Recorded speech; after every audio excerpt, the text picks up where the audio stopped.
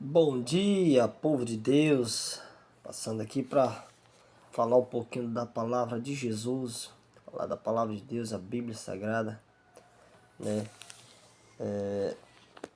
A palavra que transforma vidas, é um guia, um manual. Eu gostaria de começar com profecias e entendemos, nós, adventistas do sétimo dia, somos uma igreja historicistas. Ou seja, a gente busca na história o cumprimento das profecias. Ou seja, todas as profecias dadas por Deus através dos seus profetas se cumprem no nosso tempo, né? Se cumprem no nosso mundo. E Daniel 8, versículo 14, lá diz o seguinte: até 2300 tardes e manhãs e o santuário será purificado. Uau, que texto, que versículo maravilhoso. Quando fala de santuário, nós temos que voltar no passado, que existia um santuário terrestre e havia uma purificação uma vez por ano. Todos os dias existiam sacrifícios no santuário, mas tinha um dia de purificação. E purificação significa limpeza. E nesse dia de purificação era chamado também de o dia da expiação, ou seja, era dia de juízo. Então todas as pessoas faziam seus sacrifícios, levavam as suas ofertas, eram feitos sacrifícios, aspergido sangue no altar, nos utensílios sagrados, né, no véu do santuário, o ano inteiro. E uma vez por ano, o sumo sacerdote entrava com um chocalhinho do lado, pois ele antes de entrar teria que fazer sacrifício por si próprio, também por a sua família. Apesar de ser sumo sacerdote, era um ser humano pecador. E ele faz expiação por ele primeiro e depois entra no santuário celestial, no Santo dos Santos, no lugar santíssimo, ali para apresentar a petição do povo, né? E uma vez por ano ele fazia isso, essa limpeza, essa purificação, e o povo ficava em redor do santuário, em redor do tabernáculo, esperando o sumo sacerdote sair com o veredito final, ou seja, Deus perdoou ou não os pecados do povo de Israel. E isso acontecia uma vez por ano.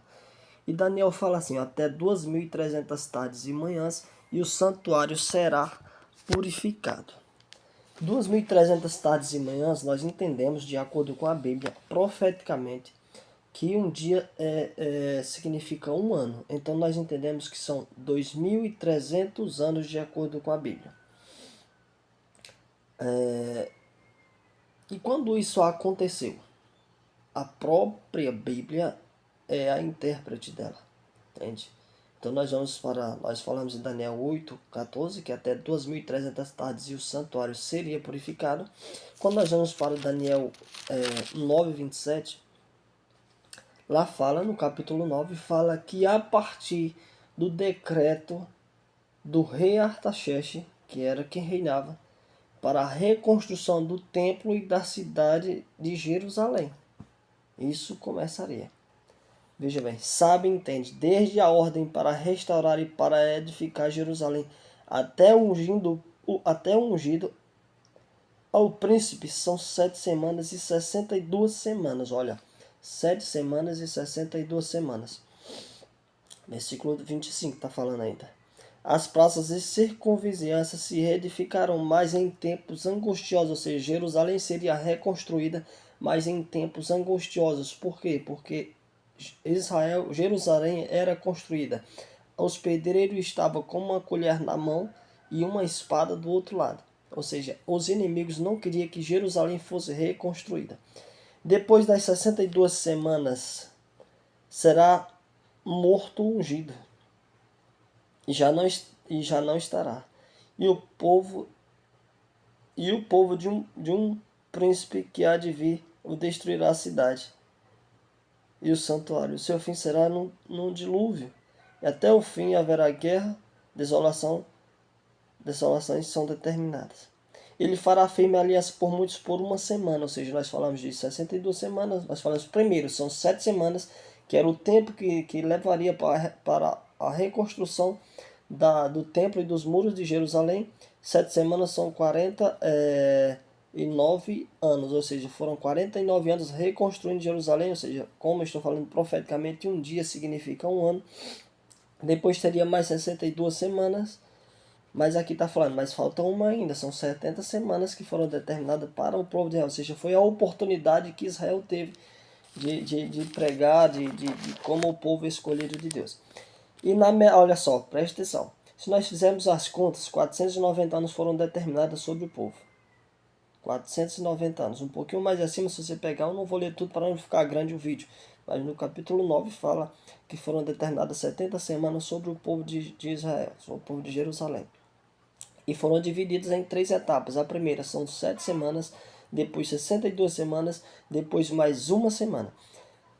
Se fizermos a conta de 457 até a morte de Cristo, nós fecharemos ali 490 anos. O que acontece? Olha só o versículo 27. Ele fará firme aliança com muitos por uma semana. Uma semana são 7 dias, ou seja, são 7 anos.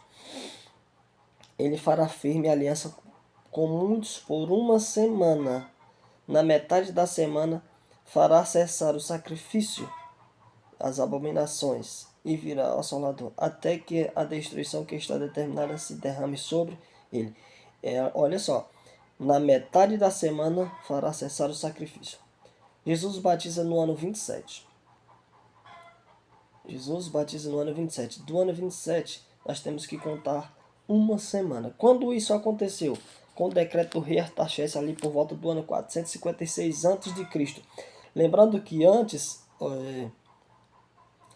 os anos eram voltando, era decrescentes e não crescentes, era 456, aí vinha descendo 300, 300, 0, 1, 2, 3, Cristo nasce. No ano 27, Jesus batiza. Mas a Bíblia diz que ele fará firme a aliança com o povo por uma semana, mas na metade da semana ele seria morto. Quando nós olhamos, Jesus batiza no ano 27, começa ali o seu ministério no ano 27, e no ano 31, o que acontece com Cristo? Jesus morre. Veja que o versículo diz, olha, ele fará firme aliança por muitos por uma semana, mas na metade da semana fará cessar o sacrifício, ou seja, Jesus dá fim a todos os sacrifícios ali, na metade da semana seria morto. Mas ainda falta, mas é uma semana. Então o que acontece? Quando se termina essa semana? Começa no ano 27 e vai até o ano 34. O que aconteceu no ano 34? Não sei se os irmãos lembram, mas no ano 34 é a morte de Estevão. Estevão olha com os olhos feitos no céu, e Paulo é o organizador de tudo aquilo, Saulo, né? Saulo é o organizador de tudo aquilo, o grande perseguidor do povo de Deus. E acredito que naquele momento que Saulo viu Estevão sendo apedrejado, com os olhos fitos no céu, pedindo perdão pelos pecados do povo que estava fazendo aquilo com ele, e orando a Deus, naquele momento o Espírito Santo tocou o coração de Paulo. Mas Paulo ainda por algum tempo ainda deixou, por alguns dias, ainda deixou aquele sentimento de zelo pela obra de Deus ainda fluir em seu ser. Então ele vai para Damasco, a gente sabe da história de Saulo, ou seja, finaliza essas 70 semanas no ano 434. Tudo isso incluindo nas 2.300 tardes e manhãs. E nós sabemos que foi a partir do decreto da reconstrução de Jerusalém que aconteceu no ano 456. Se nós fizermos as contas, são 7 semanas são 49 anos. Quando nós descontamos, chegamos ali no ano 408, mais ou menos. No ano 408, por ali, 407, 408, mas tem mais 62 semanas, que são exatamente 434 anos, né? Então nós vimos ali, na última semana, o sacrifício de Jesus. Mas ainda falta um tempo ainda. E quando nós fazemos as contas, começando de 456, por ali, 457, 456, 2.300 tardes e manhã, ou seja, 2.300 anos, e o santuário seria purificado, nós chegamos a 1844. Agora vem a grande questão, o que aconteceu em 1844? Vamos lá. Guilherme Miller Batista, e alguns outros metodistas, como Samuel Snow, né, Ira Edson, Hazen Fox e tantos outros lá, eles, e principalmente Guilherme Miller, fez as contas, né, somou os 2.300 tardes e manhãs e fez as contas, e ele disse que Jesus voltaria em 1844, só não sabia o dia. Ou seja, a Bíblia diz, Daniel 8,14, até 2.300 tardes e manhãs e o santuário seria purificado. Então, Killer Miller entendeu que Jesus voltaria em 1844. Lembrando que até aqui não existia a Igreja Adventista do Sétimo Dia, tá? Não existia. E esses homens, como sendo o primeiro dele, Guilherme Miller, entendeu que Jesus voltaria em 1844. Tá? Por quê? Porque ele entendeu que Jesus voltaria em 1804. Ele começou a estudar e entendeu que Jesus voltaria em 1844. Irmãos, quando nós vamos para a abertura do sexto selo de Apocalipse, nós vemos que aconteceria coisas na natureza. E o primeiro deles está lá em Apocalipse, capítulo 6. Vi quando o cordeiro abriu o sexto selo e sobreveio grande terremoto. O sol se tornou negro como saco de crina e a lua toda como sangue. As estrelas do céu caíram pela terra como figueira quando abalada pelo forte vento. Deixa cair os seus frutos. Tá, chegamos aqui à abertura do sexto selo. Tá, Guilherme Miller disse que Jesus voltaria em 1844. Mas o que levou Guilherme Miller a entender que Jesus voltaria em 1844? Não foi só a profecia de 2.300 tardes e manhãs. Lógico que isso foi um grande estudo do Guilherme Miller. Mas outras coisas levaram a entender que Jesus voltaria em 1844. O que então? Primeiro, a abertura do sexto selo diz o seguinte, que haveria um grande terremoto. Um pouquinho antes, naquela época, em 1755, no dia 1º de novembro, se quiser pesquisar no Google, pode pesquisar, houve um grande terremoto em Portugal, em Lisboa. Um grande terremoto. Seguido de que o sol se tornou escuro durante o dia. Se eu não me engano, ao meio-dia, lá nos Estados Unidos, no nordeste dos Estados Unidos, o sol escureceu de forma assustadora, tá? E a lua ficou vermelhinha como sangue. Isso aconteceu no dia 19 de maio de 1780. Vamos lá, mas o que mais aconteceu? Estrelas caíam sem parar no mar. Muitas estrelas caindo sobre a água, sobre o mar. Muitas estrelas. Isso foi assustador, porque não era uma estrela que caía. As pessoas viam as estrelas caindo. As pessoas viam. Isso aconteceu no dia 13 de novembro de 1833.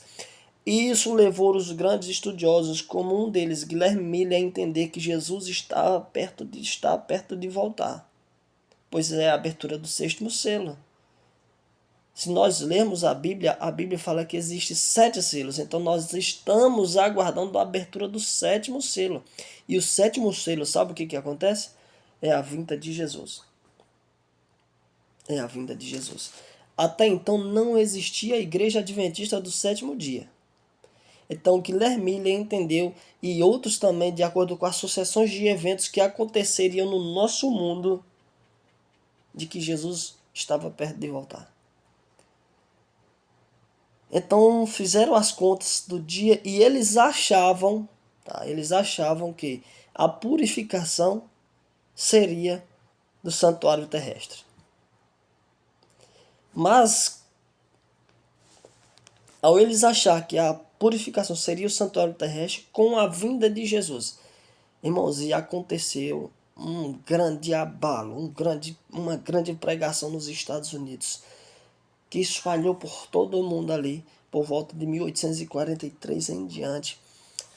Grande pregação de que Jesus estava para voltar e pessoas se convertiam, pessoas vendiam tudo o que tinha, e empregavam na obra, pessoas venderam as suas propriedades, todos os seus bens e investiam na pregação do evangelho e pessoas eram aceitas. Mas chegou 1844, fizeram umas contas e determinaram, de acordo com o dia da expiação que existia no santuário terrestre, e Jesus chegaram a uma determinação. Jesus voltaria no dia 22 de outubro de 1844. Pronto. Entenderam aí? Então, no dia 22 de outubro de 1844, Jesus voltaria. Foi uma grande mensagem. Aquilo era uma grande alegria para aquele povo. O povo estava feliz e alegre. É só pesquisar no Google aí. O povo estava feliz. E quem não fica feliz em saber o dia que Jesus voltaria? Quem é que não ia ficar feliz? E eles pregavam ali na sua... acredito na sua inocência, acreditando que Jesus voltaria. E enfim chegou a grande noite do dia 22 de outubro de 1844. Todos aguardando a volta de Jesus. E o que aconteceu? Jesus não veio. Por que Jesus não veio? A Bíblia diz que o dia e a hora ninguém sabe. Fizeram os cálculos, não fizeram os cálculos errados, fizeram os cálculos certos. Porém, o evento é que estava errado. Então o que aconteceria? Daniel fala que até 2.300 cidades irmãs e o santuário seria purificado. Ou seja, começaria um processo de juízo no santuário terrestre. Ou seja, o sumo sacerdote ali vestia as suas vestes sacerdotais e ia uma vez por ano no santuário. Mas a Bíblia, irmãos, está falando que, quando nós vamos para Hebreus, olha só o que diz o livro de Hebreus. A própria Bíblia, irmãos, é sua própria intérprete. Ora, Hebreus 8, versículo 1. O essencial das coisas que temos dito é que possuímos tal sumo sacerdote que se assentou à destra do trono da majestade nos céus, como ministro do santuário do verdadeiro tabernáculo que o Senhor erigiu, e não homem. Pois todo sumo sacerdote é constituído para oferecer tanto dons como sacrifícios. Por isso era necessário que também esse sumo sacerdote, tivesse o que oferecer. Entendeu aí? Então Jesus, o evento era que estava errado, não era a volta de Jesus, mas um começo de juízo. Ou seja, Jesus atuaria agora como sumo sacerdote. Nós entendemos, de acordo com as profecias, e no final das 2.300 tardes e manhãs, que Jesus já está atuando como sumo sacerdote.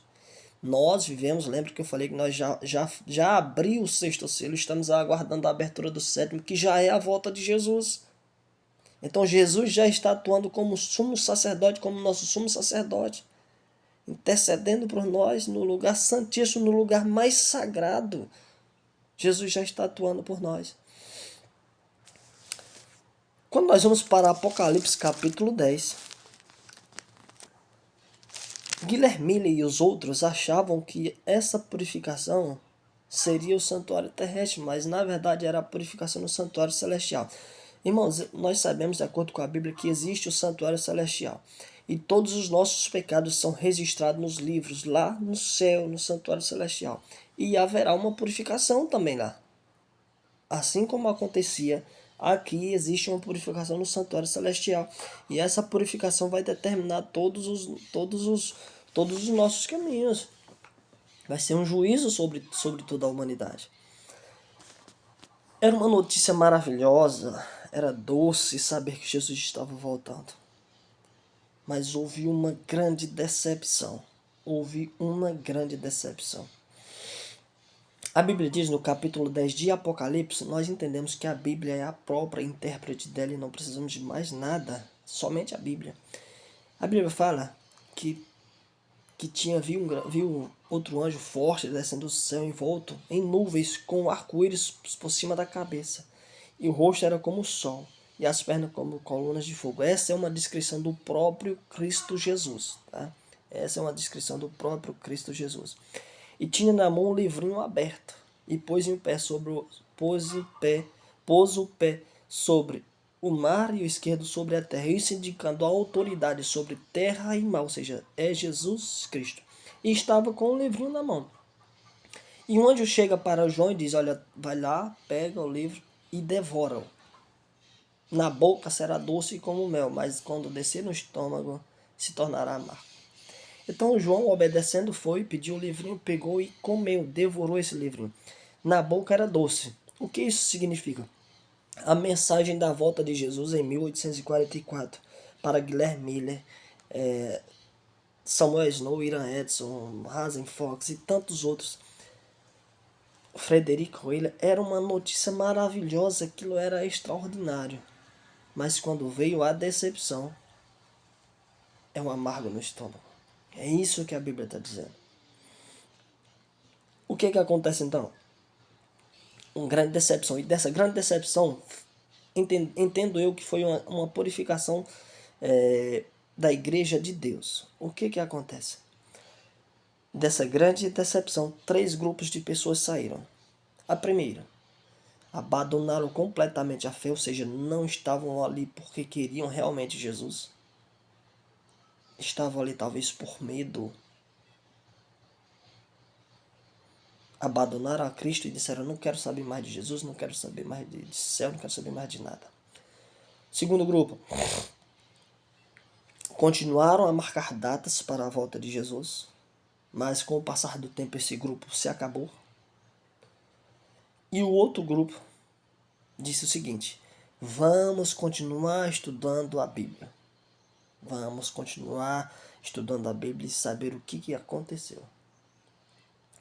Quando nós vamos para o versículo 10, para o versículo 11, o anjo disse ainda a João, então me disseram, é necessário que ainda profetizem a respeito de muitos povos, nações e línguas. Daí em diante surgiu o povo adventista do 7º dia. Deixa eu dizer uma coisa aqui. A igreja adventista não surgiu por briga de pessoas. A igreja adventista não surgiu por discussões. Ou alguém que disse, eu vou fundar uma igreja aqui. Não. A igreja adventista do 7º dia surgiu de profecias, surgiu no coração de Deus.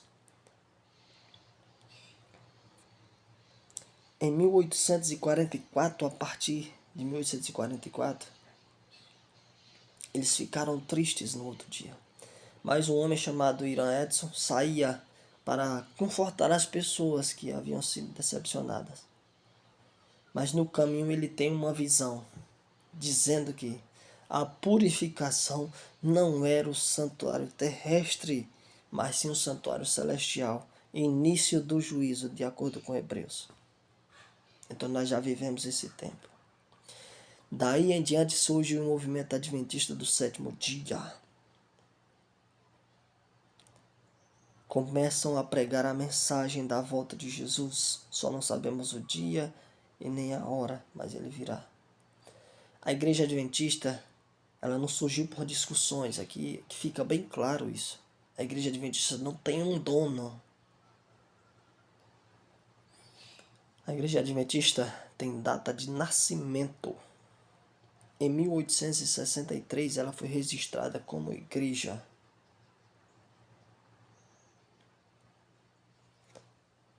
E nós pregamos a volta de Jesus, só não sabemos quando, mas entendemos que a abertura do 6º selo já foi. Aguardamos o 7º, que é a volta de Jesus. Aguardamos que nosso sumo sacerdote já está ministrando o juízo. E nós, como povo de Deus, devemos estar nos preparando em momento de santificação, de preparação, de purificação, pois em breve nós receberemos a resposta de Deus. Assim como no santuário terrestre, o sumo sacerdote fazia todos os processos ali e saía para fora dando o veredito final, Jesus vai dar o veredito final para todos nós. E já é tempo de santificação, de preparação, pois nós não sabemos nem o dia e nem a hora. Que Deus abençoe você em nome de Jesus.